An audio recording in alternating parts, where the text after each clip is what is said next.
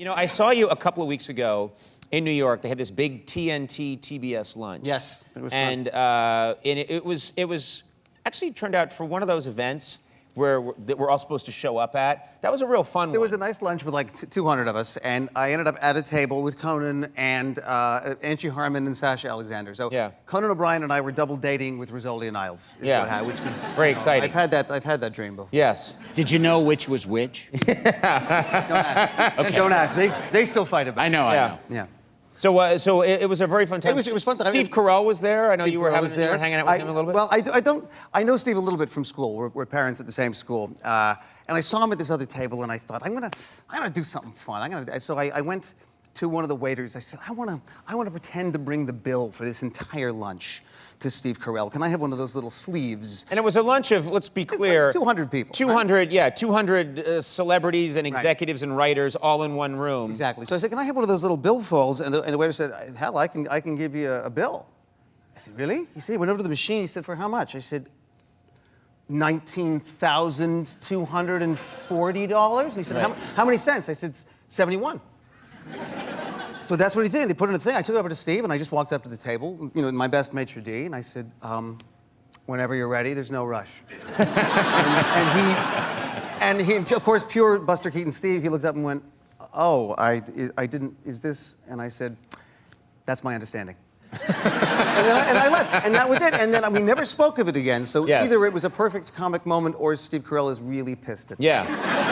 I think he probably had to pay. I think he had to pay. Or that restaurant got paid twice. Exactly right. Yeah. He's a big tipper. Now you flew to New York. You flew with Andy. Yes, we did. Yeah, you guys flew together to this event. TNT and TBS, they put together a plane with everybody except you. You refused to fly with the rest of us, clearly. But no, they had me go by train. Yeah. Everybody on the network. I was in a locomotive. Right. I was riding across the country. He's got digestive issues. Yeah. To go by land. Thank God. It's true. You don't want to be on a plane with me. But Songs, Conan, everybody else was there, and it's this mix of, like, Steve Bochco is sitting beside CeeLo, and Angie Harmon is with Steve Carell.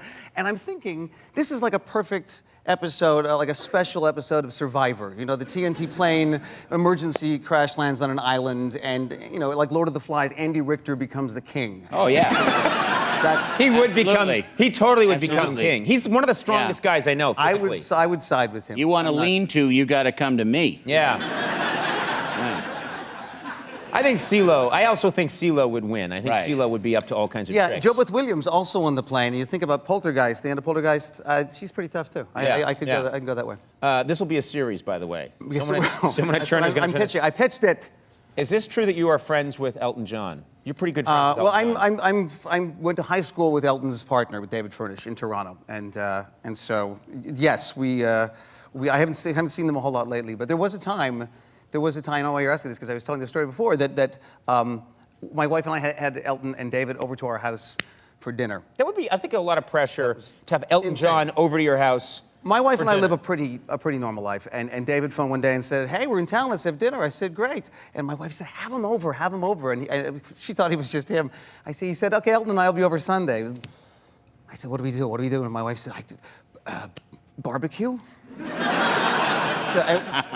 You know how Elton loves barbecue. And he does. But we have dinner. It was just the four of us. My kid was just a little boy at the time, and we had a new piano. So I had a few glasses of wine, and I said, Elton, you know, after dinner, you're going to have to christen the piano. And he got up, God bless him, he got up, he walked to the next room, he sat down, put his fingers on the keys, and he said, what would you like me to play? And I said, and I wanted him to know I'm a fan. I mean, I'm a big fan. I'm not like... Here's tricky, because if you say the big obvious song, you look sort of square. You say Rocket Man, you look like a putz. So I figure, I want him to know that I know. So I said, I've seen that movie too, from Goodbye Yellow Brick Road. And he looked up at me and said, oh, off. I don't remember that song.